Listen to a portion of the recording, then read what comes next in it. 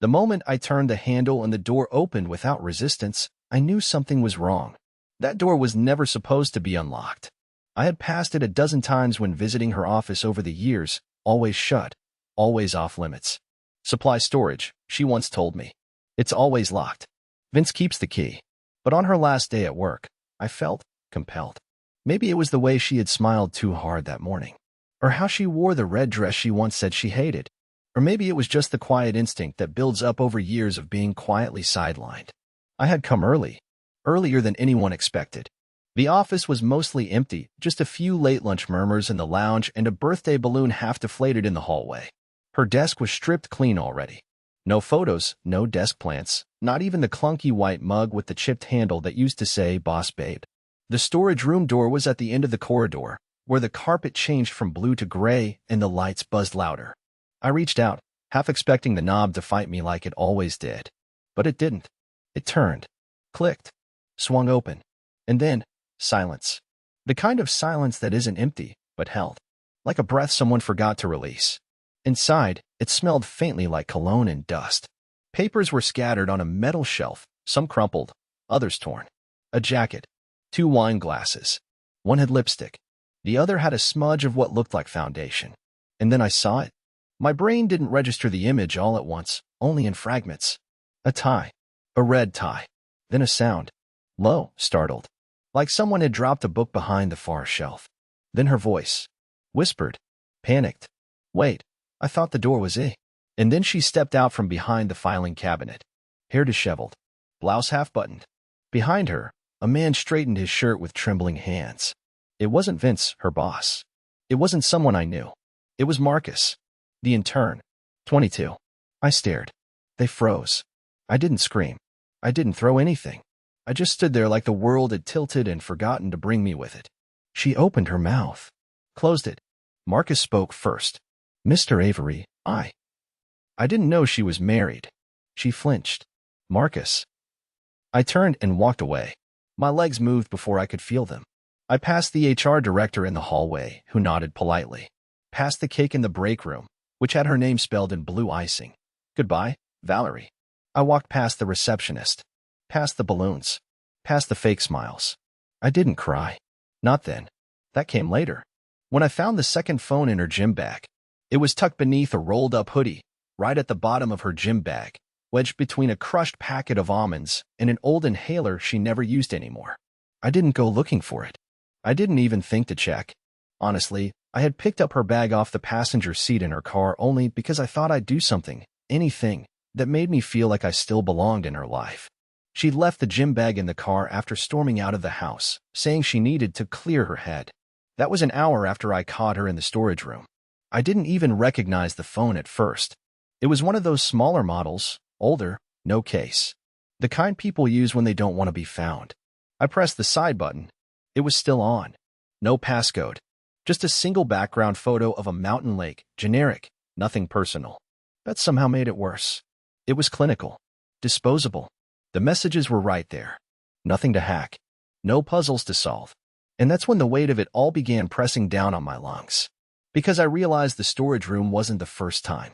It wasn't even the 5th time. It was a routine. A schedule. A parallel life that had existed for months, maybe longer, humming quietly alongside mine like some invisible second train running on a hidden track.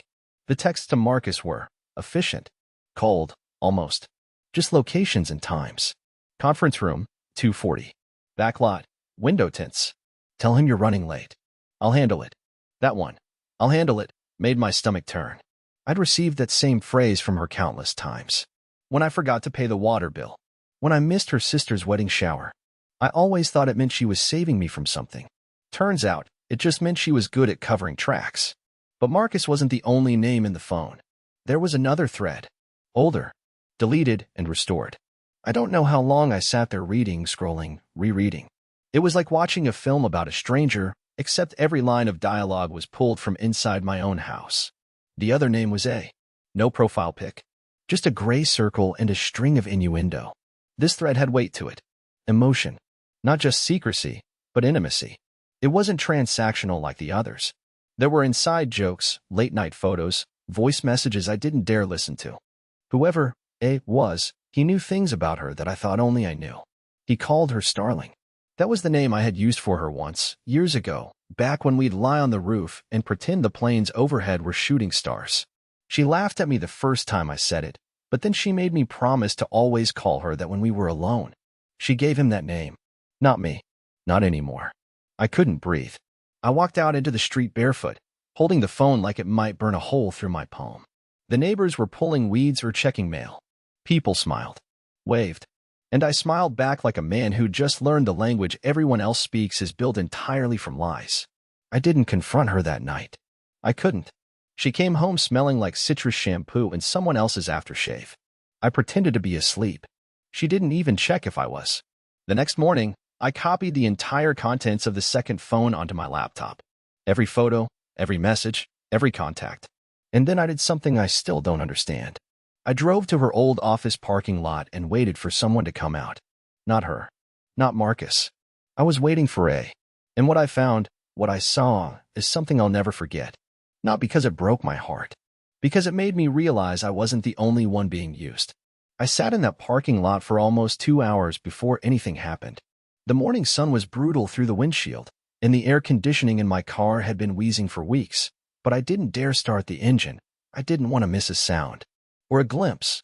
I had the second phone on the passenger seat beside me, turned face down like it could judge me. Like it should. The company building loomed like a forgotten monument, its tinted windows reflecting the same blue sky that had been overhead during every lie I now knew had been told. I kept staring at the glass doors, wondering if I'd recognize him. Wondering if A was someone I had shaken hands with, laughed beside, maybe even thanked for looking out for her. At 11:16 a.m., a car pulled into the side lot, a red Toyota hatchback with a bright yellow sticker of an umbrella on the rear windshield. I recognized that sticker. Valerie had pointed it out once, told me it was some coworker's pride and joy, real quirky dude. She'd smiled as she said it. Not the warm smile she used for our nieces or old movies, but that tight-lipped kind that always felt rehearsed. The man who got out was tall, mid-40s maybe, gray at the temples, but trying hard to hide it with pomade and sunglasses that didn't quite fit his face. He wore confidence like a cheap suit, tailored wrong, but still believing it made him important. He glanced around like he owned the pavement, then opened his trunk and pulled out a bouquet of white peonies. White peonies. That was our wedding flower. I felt my mouth go dry. My palm sweat stuck to the steering wheel. I didn't know if it was coincidence or cruelty, but it landed like a knife either way. The man took the elevator up. I waited and waited. At 12:03 p.m., she appeared. Valerie. Laughing. Hair tied up. Sunglasses pushed up like a headband. She didn't see me, of course not. I was parked behind the old delivery van across the side entrance, deliberately out of her eye line.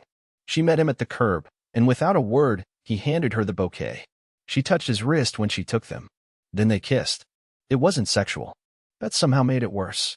It was familiar. Practiced. Casual. Like kissing him had long since stopped being a decision and had become a reflex.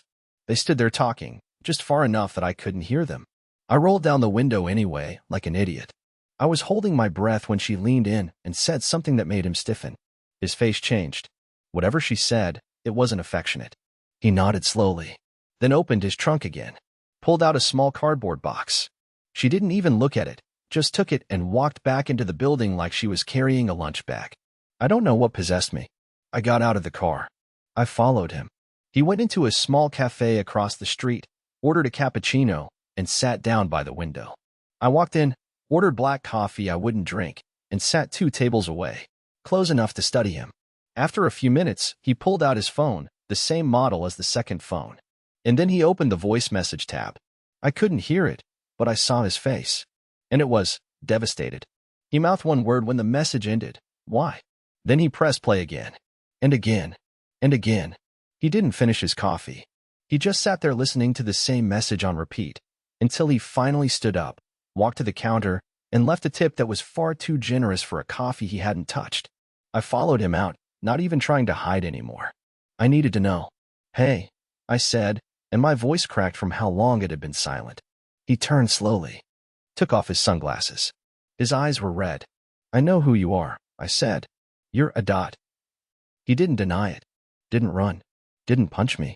He just nodded, then said, I thought I was the only one. Then he got in the red umbrella car and drove away. It took me 3 full hours to gather the courage to press play. I had uploaded everything from the second phone onto my laptop, folders of blurred selfies, parking lot photos, snippets of body parts taken in haste, and a stream of nameless voice messages. They were numbered, not titled. Not a single label or hint. Just bare digital footprints scattered across time. I skipped the early ones. They felt old, irrelevant, back when she and A were still flirting around the edges, dropping office inside jokes and late-night whispers about drinks after quarterly. My stomach churned every time I heard her laugh through someone else's speaker. That laugh used to belong to me. But message number 47 was the one I wanted. The one he kept listening to at the cafe. The one that broke something in him. I didn't know what I expected, some kind of confession, maybe. A goodbye. Something that would make sense of everything. But that's not what it was. It started with silence. 10 full seconds of breathing. Then her voice, low, almost hoarse. If you're listening to this, then it means you found out about Marcus. My entire body went stiff. I didn't want you to find out this way. I didn't want anyone to. This wasn't part of the plan. You were never. I never meant for it to keep going this long. My heart was hammering now. This wasn't to A. This wasn't to the man in the red umbrella car. This was to someone else. We said we'd stop after that night at the retreat. You remember that, right? You said it couldn't go past the hotel. But then the night drive started again. Then the cabin. Then, him. Marcus was supposed to be a favor.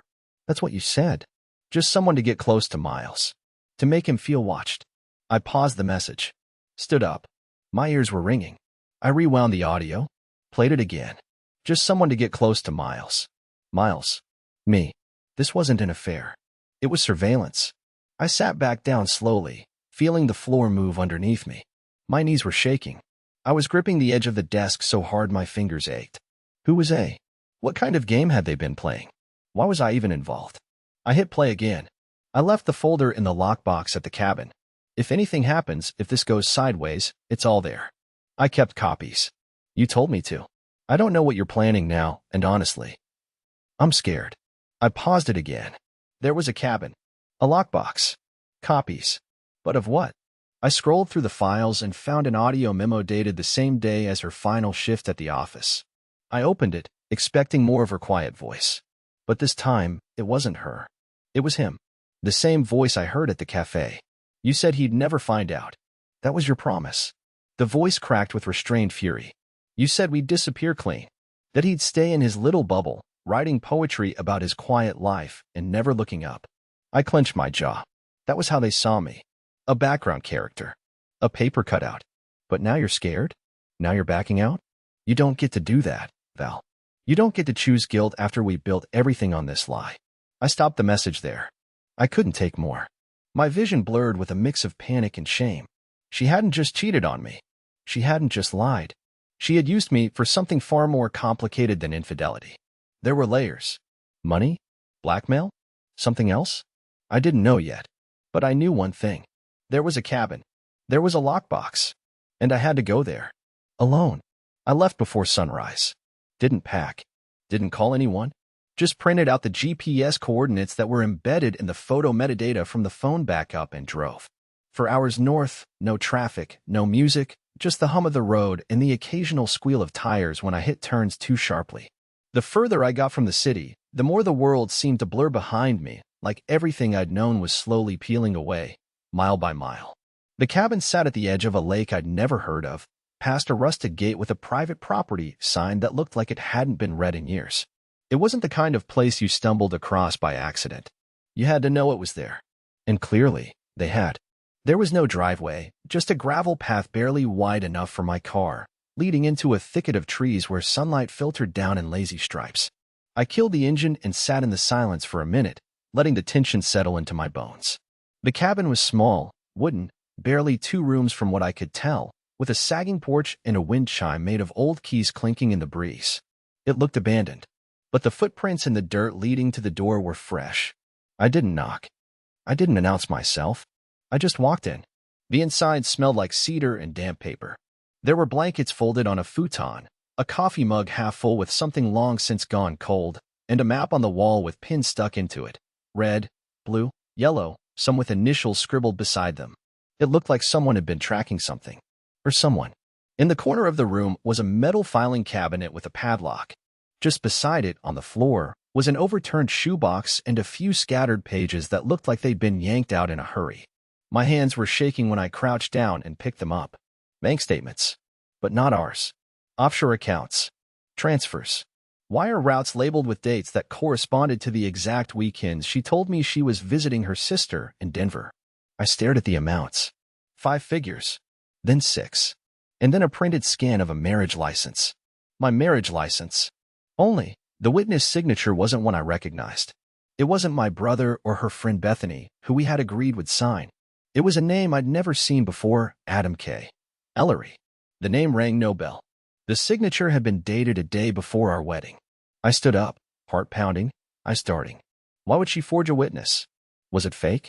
Was it not even legally valid? Then I found the lockbox. It was under the floorboard, just like she said. Loose nails. One quick pry with a fireplace poker and the wood came up easy. The box was metal, army green, and it clanked like it had weight to it. I hauled it out, my breath catching with every second, every thought screaming, "Don't open it, don't open it, don't open it." But my hands didn't listen. The lock was already undone. She had never planned to come back for it.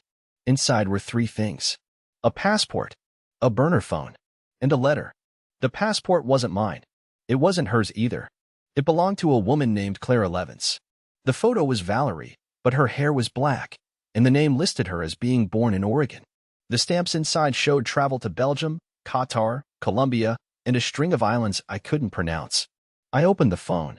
It was dead, but the last screen still glowed faintly before shutting off an image of the 2 of them. Valerie and the man in the cafe, smiling on a beach I'd never seen. The date on the corner read 11 months ago. The letter was sealed in red wax. No name on the front. Just a symbol, 2 interlocking triangles.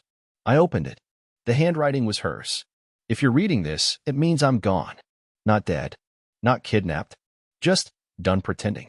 You were always the perfect cover, Miles. You gave me everything I needed, quiet, background noise, no questions. And for that, I do thank you. But this life was never mine. It was a skin I wore. Don't come looking for me. You'll never understand. You were never supposed to. My hands went numb. I don't even remember how long I sat there. I kept staring at that last line, waiting for it to shift into something softer. Some admission. Some remorse. But there was nothing. I wasn't just cheated on. I wasn't just lied to. I was used. All these years, all the anniversaries, the holidays, the quiet nights on the couch, I was just camouflage. A prop. A man she could disappear behind. And yet, the box wasn't the end. Because as I turned to leave, the screen door creaked open. Footsteps. Someone else had arrived. When I heard the screen door creak and the wooden steps outside groan beneath someone's weight, I didn't move. My heart stopped, but my body was frozen in place, still crouched over the open lockbox like I was guarding it. 1,000 things raced through my mind. Marcus, a private investigator, even Valerie herself, somehow returned to clean up her mess. But the voice that came through the door wasn't hers. And it hit me like a slap. Is it open? I stood slowly. My spine felt like it was cracking with every inch. The voice was familiar, but not recent, faintly echoing from somewhere in my past. I turned as the door creaked wider, and then, there he was.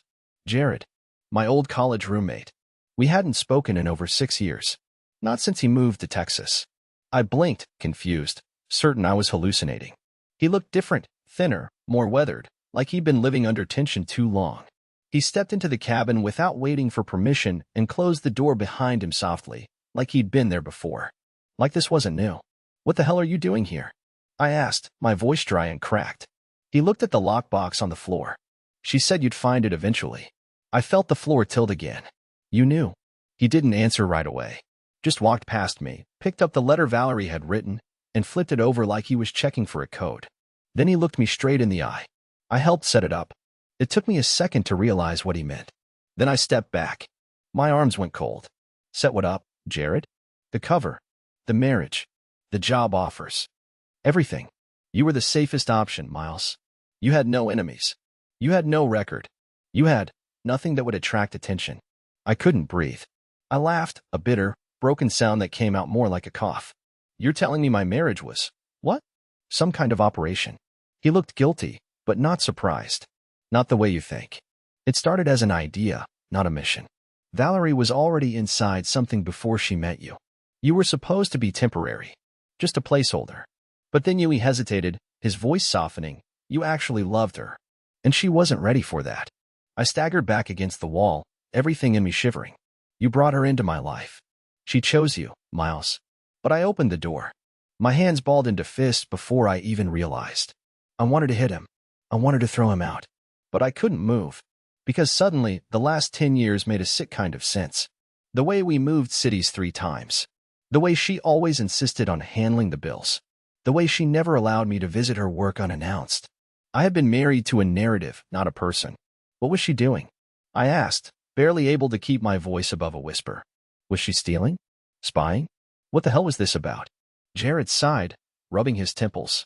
There are things you really don't want to know. But if you want closure, you need to listen to the drive. He pulled a small USB stick from his coat pocket and dropped it onto the table with a soft clink. She said if you found the box, you'd probably come here. And if you came here, it meant you deserved the whole story. I didn't touch it. Not yet. You used me, I said, my voice cracking. You stood beside me at my wedding. You gave the toast. I know. You called me your brother. He looked away. I know. And this, I waved at the room, at the papers and the hidden floorboards and the godforsaken envelope. This was all a setup. I was just part of some ghost trail you were building for her. No, he said quietly. You were the only part that wasn't fake. We stood there in silence for a long time. I could feel the wood beneath my feet bending as if even the floorboards didn't want to hold the weight of what was happening. Finally, Jared turned to leave. Don't wait too long to listen, he said. Once you do, things move fast. He left without another word. I stared at the USB stick for hours, maybe longer. Eventually, as the sun began to dip behind the trees, I plugged it into my laptop. And what played wasn't a voice. It was a video. And in that video was me. But I don't remember ever being there. The screen was black at first. A low hiss of static and a faint buzz in the speakers. I almost thought it was corrupted until, slowly, the video faded in. The timestamp in the corner read a date that sent a cold rush down my spine. June 3rd, 2018, 2 weeks before Valerie and I moved into our second apartment. I had no memory of anything unusual from that time. No incident. No trip. Nothing. Just a blur of cardboard boxes, takeout meals, and late-night exhaustion. But this video, it told a different story. I was sitting at a table, alone, in a white room, lit by a single overhead bulb. The kind of light that hums and flickers like it's been on too long. My hands were folded in front of me. Calm. Relaxed. My face looked blank. Not peaceful. Wiped. Like a screen someone had factory reset. Someone off camera asked me to state my name. And I said it. Without hesitation. Miles Avery. But then, without pause, the voice asked, "And what is your designation?" I blinked. On the screen, I smiled. A slow, vacant smile. Project Anchor. I recoiled from the laptop. My pulse spiked. My ears rang. I felt like I had just watched a version of myself that belonged in someone else's life.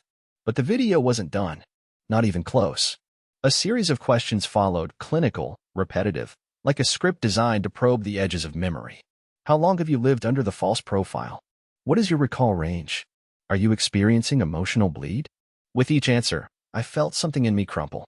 Because I knew my own voice, and I knew my own mannerisms, and that man, me, answered like he'd been trained. Programmed. Not hypnotized, not drugged. Conditioned. The final question hit like a sledgehammer. Are you aware of the real identity of Subject Vega? And on the screen, I said her name. Valerie. Then I added something that shattered the air around me. She doesn't know I remember. I slammed the laptop shut.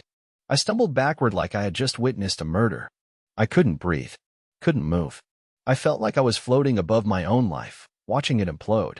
All this time, I thought I was the fool. The collateral damage.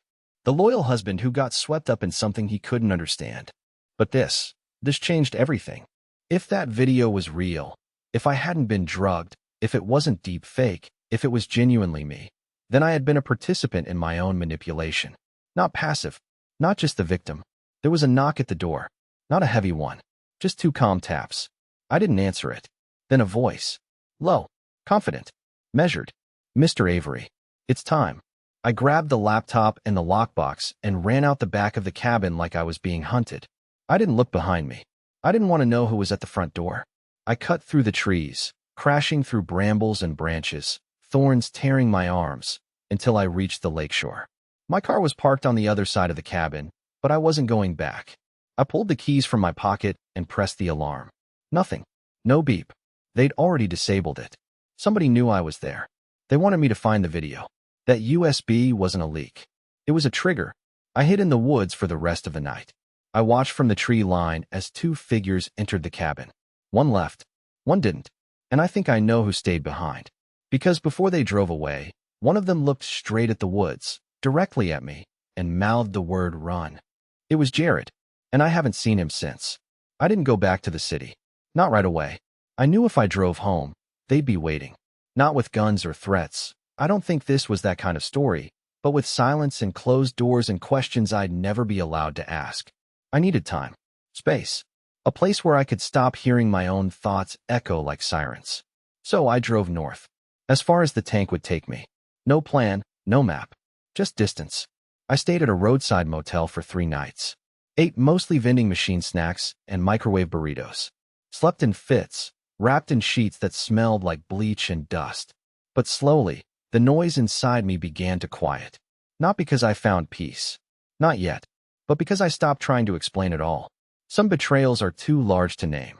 Some truths are too layered to sort out cleanly. And some parts of you, once broken, don't go back to what they were. They become something else. On the 4th day, I opened the laptop again. I didn't watch the video this time. I didn't need to. I deleted it, along with every backup, every folder from the second phone, every trace of the lie that had become my life. Not out of fear, not denial, but because I finally understood, it wasn't my job to carry it anymore. Valerie had built a life inside a lie. Jared helped maintain it. I had floated in that lie for years, thinking I was awake. But now that I'd seen it, truly seen it, I didn't want it back. I didn't want her back. Not to punish her. Not out of anger. But because whatever she was running from, I wasn't part of it anymore. I didn't need to chase it down. I needed to start something real. I moved back to my hometown a few weeks later. Got a little house outside of Amesbury, near the woods, where I could walk every morning without seeing a soul. I took a part-time teaching job at a community college, something simple and quiet, something that didn't ask me to pretend. I started writing again. Nothing fancy, just thoughts, poems, sometimes short stories, things I never let myself explore when I was too busy trying to be someone else's projection. And then something strange happened. One morning, while checking my mail, I found a letter. No return address. No handwriting on the envelope, just a blank white cover. Inside, one sentence written in blue ink. You weren't supposed to survive that story, but I'm glad you did. I don't know who sent it. Jared? Valerie? Someone else entirely? I smiled anyway. For the first time in months, it wasn't a smirk or a bitter grin. It was real. Because I did survive. Not just the marriage. Not just the deception. I survived being erased. And I came back someone stronger, quieter, softer, but whole. There's peace in being forgotten. And sometimes, when the curtain falls, and the lies are gone, and the role you played fades away, you find your real self waiting just off stage. Not broken. Not angry. Just ready to live again.